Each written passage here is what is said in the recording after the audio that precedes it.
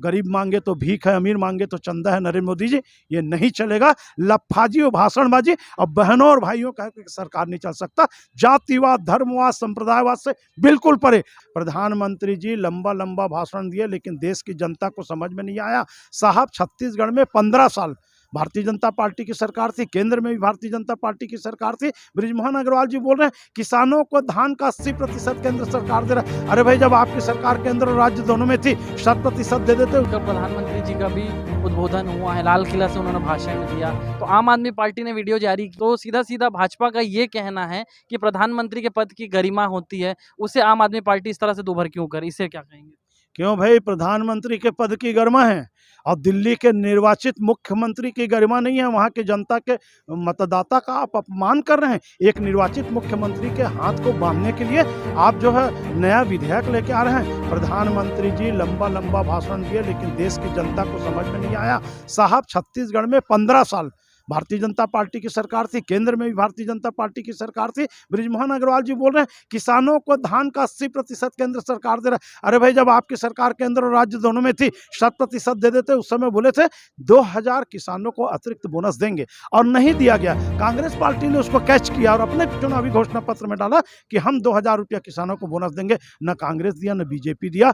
हम बोनस नहीं साहब, छत्तीसगढ़ के किसान का धान बेचना, उचित मूल्य देना उनका मौलिक अधिकार है, उसको उस रेट में लिया जाएगा। और पंजाब में हो रहा है, मुफ्त में बिजली है, किसानों को पूरा पानी पंप के लिए बिजली फ्री में दिया गया है, 0% बिजली बिल आया। और जब उनका बाजरा और गेहूं कटा तो जिस गांव में रहते हैं उसके 1 किलोमीटर के अंतर्गत खरीदी केंद्र स्थापित करके 12 घंटे के अंदर पंजाब में खरीदी हो रही किसानों के उत्पाद का। ये छत्तीसगढ़ टाइप का टोकन लो, लाइन लगा हुआ सिस्टम नहीं है। तो नरेंद्र मोदी जी भी लंबा लंबा बात करके विरोधियों को एक प्रकार से आपातकाल जारी करके, कुछ लोग बोलते हैं एनडीए बना लिए, एनडीए बना लिए, आप पार्टी उसमें चला गया। अरे भाई, दुश्मन का दुश्मन दोस्त। हमारे नेताओं को जो अच्छा काम कर रहे हैं, अरविंद केजरीवाल जी के, हमारे मनीष सिसोदिया ने शिक्षा के क्षेत्र में अच्छा काम किया, एक तरफ उसको जेल भेज रहे हैं और उसी की नीति को छत्तीसगढ़ में लागू कर रहे हैं। हमारे सत्येंद्र जैन बीमार हैं, उनकी पत्नी बीमार है, उनको प्रताड़ित किया जा रहा है। मत भूलो कि जिनको जिनको आपातकाल में बंद किए थे, भगवान कृष्ण जैसे प्रकट हुए थे, भय प्रकट कृपादा दीन दयाला।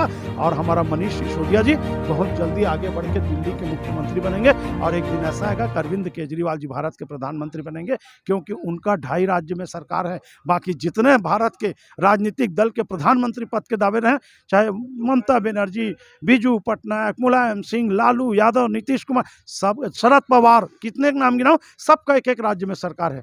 अरविंद केजरीवाल जी का 2 राज्य में तो दिल्ली और पंजाब में है साहब।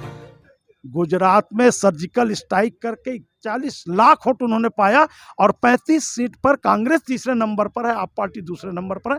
और वहाँ हमारे 5 विधायक जीते, इसीलिए हमारी पार्टी राष्ट्रीय पार्टी के रूप में उभर कर आई है। तो मैं इसलिए 2.5 राज्य में सरकार बोल रहा हूँ, अब बहुत आगे गति कर। केजरीवाल जी कहना, मैं शराब बांट के, साड़ी बांट के वोट नहीं मांगूंगा, मैं अपने काम पर वोट मांगूंगा, जनता के लिए काम करके दिखाऊंगा। और एक बार मौका दिया जाए ना, 15 साल उनको दे दिए, 5 साल इनको दे दिए। कौन छत्तीसगढ़ की जनता नहीं चाहती कि उनका बिजली बिल शून्य आए? क्यों? छत्तीसगढ़ में बिजली का उत्पादन हो रहा है साहब। एक तरफ आप बिजली बिल हाफ बोले और दूसरी तरफ सिक्योरिटी मनी के नाम से पैसा लिए, कभी एक और नया पैसा ले रहे हैं। पब्लिक 3-3 हज़ार रुपया पटा रही है। जैसे भाई रेवड़ी बांटना बोलते हैं हमारे प्रधानमंत्री जी, अरविंद केजरीवाल जी पर टांट कसते हैं, तंज कसते हैं। साहब, अरविंद केजरीवाल जी निःशुल्क शिक्षा, निःशुल्क स्वास्थ्य की बात कर रहे हैं ना। एक बार भारत के संविधान को निकाल को पढ़ लीजिए। शिक्षा और स्वास्थ्य भारत के नागरिक का मौलिक अधिकार है। It is my fundamental right. क्यों आप बोलते हो कि प्रवेश उत्सव मनाओ, कोई बच्चा पढ़ने से न छूटे, स्कूल ले जाओ? अरविंद केजरीवाल जी की कोई नीति, आप बीमार हो, निःशुल्क आपका इलाज होगा, आपका बच्चा, कलेक्टर का बच्चा एक साथ पढ़ेगा। भारत का संविधान भी बोलता है इक्विटी बिफोर लॉ, कानून के समक्ष समानता का अधिकार। हम, मैं छत्तीसगढ़ में जन्म लिया, पला बड़ा। हमारे घासीदास जी ने कहा, गुरु घासीदास जी ने कहा है, मनखे मनखे एक समान। क्यों आदमी और आदमी में भेद होना चाहिए? आखिरी बात, हालांकि नहीं बोलना चाहिए, नरेंद्र मोदी जी ने ये कहा कि इंडिया के जो लोग हैं वो केवल इसलिए एक हुए हैं कि वो नरेंद्र मोदी के खिलाफ टूटे मत। अविश्वास प्रस्ताव संख्या बल में हार रही थी इंडिया, लेकिन केवल इसलिए लाया गया कि उसमें से जो लोग हैं वो लोग कहीं टूट के बाहर न जाए। वो भी इशारा केजरीवाल जी की तरफ था कि वो जो संविधान संशोधन है उसमें समर्थन करेंगे, कांग्रेस के लोग करके उनका साथ दिए। नरेंद्र मोदी जी वही नियम को छत्तीसगढ़ राज्य में लागू कर दो। 71 सीट के स्पष्ट बहुमत वाले कांग्रेस की सरकार में आपके 12 लोग हैं। क्यों अविश्वास प्रस्ताव लाया गया जब जान रहे हो कि अविश्वास प्रस्ताव गिरने वाला है? क्या यहाँ भी था कि 12 में से कोई एक आध नंद कुमार साहब पैदा हो जाएगा और भाजपा छोड़ के कांग्रेस में चला जाएगा? गरीब मांगे तो भीख है, अमीर मांगे तो चंदा है नरेंद्र मोदी जी, ये नहीं चलेगा।